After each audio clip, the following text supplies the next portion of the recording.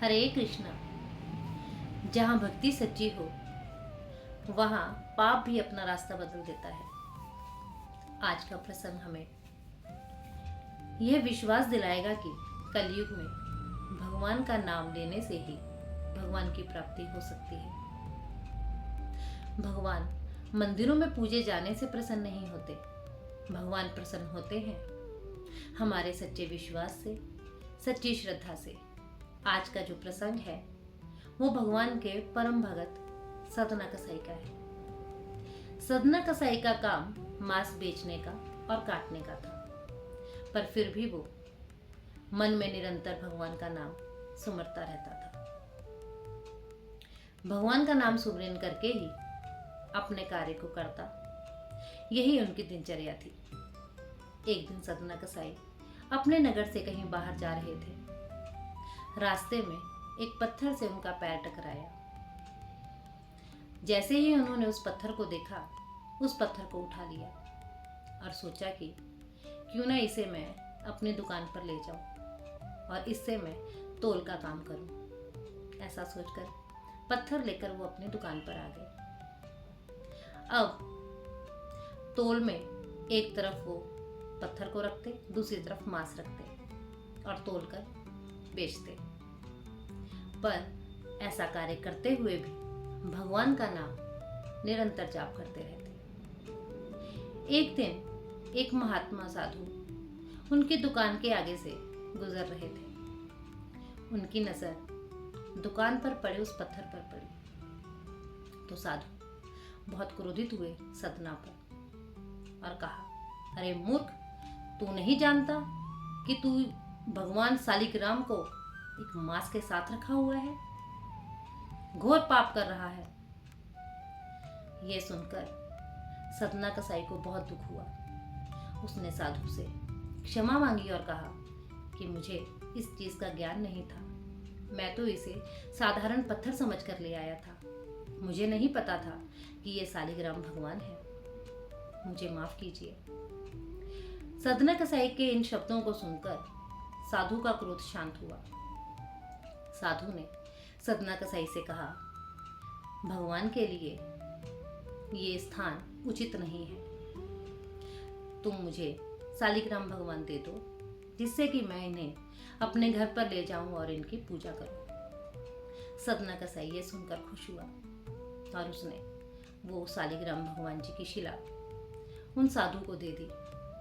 साधु ने भी शिला उठाई और अपने घर को आ गए। घर आने के बाद शालिग्राम भगवान जी की गंगा जल से स्नान करवाया, भोग लगाया, धूप दीप से आरती करी, मखमल के आसन पर उन्हें बिठाया और रात्रि को सो गए। जब वो सोए तो भगवान विष्णु उनके स्वप्न में आए और कहा, हे महात्मा जी, आप मुझे जहां से लेकर आए हो कृपया वहीं छोड़ाइए।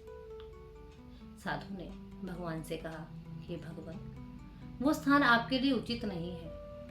वहाँ मांस बेचा जाता है, काटा जाता है।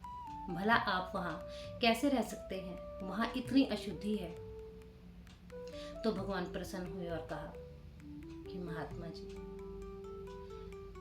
वो जो कसाई है जिसके पास से आप मुझे लेकर आए हैं, वो मेरा परम भगत है। वो काम तो मांस काटने और बेचने का करता है, पर मुझे निरंतर भजता रहता है। मैं उसके बिना नहीं रह सकता।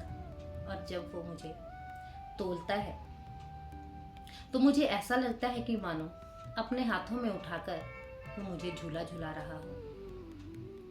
तो मुझे वहीं छोड़ाओ। मखमल के आसन पे मेरा मन नहीं लगता, मेरा मन मेरे भगत के पास ही लगता है। ऐसा कहकर भगवान अंतर ध्यान हो गए। जब साधु सुबह उठा तो सपने की बात याद करके भगवान को अपने साथ लिया और सदना कसाई के पास चले गए और सदना कसाई से जाकर सपने की बात सुनाई और कहा कि तुम भगवान के परम भगत हो। भगवान का मन भी तुम्हारे बिना नहीं लग रहा। ये लो ठाकुर जी, और इनको अपने पास रखो। अब सतना कसाई ने उसी समय यह प्रण लिया कि अब वो मांस काटने और बेचने का काम नहीं करेगा। वो भगवान की भक्ति में लग गया, भगवान की पूजा कर, भगवान की सेवा कर, भगवान के भजन कर अपना जीवन व्यतीत करने लगा और उस शिला का स्थापना भी कर दी। कहते हैं कि आज भी वो बिहार के पंचारण स्थान में है। उस शिला का दर्शन करने आज भी लोग वहां आते हैं। तो जिस प्रकार सदना कसाई ने अपना कार्य को करते हुए भी भगवान को भजन किया और भगवान को प्राप्त किया, ऐसे ही हम भी अपने अपने कार्य को करते हुए भगवान का नाम सुमिरन करते रहें और सदना कसाई की तरह भगवान की प्राप्ति हम भी करें। हरे कृष्णा। आपको ये कहानी कैसी लगी कमेंट बॉक्स में लिखकर ज़रूर बताना और मेरे चैनल को लाइक, शेयर और सब्सक्राइब ज़रूर करना। राधे राधे।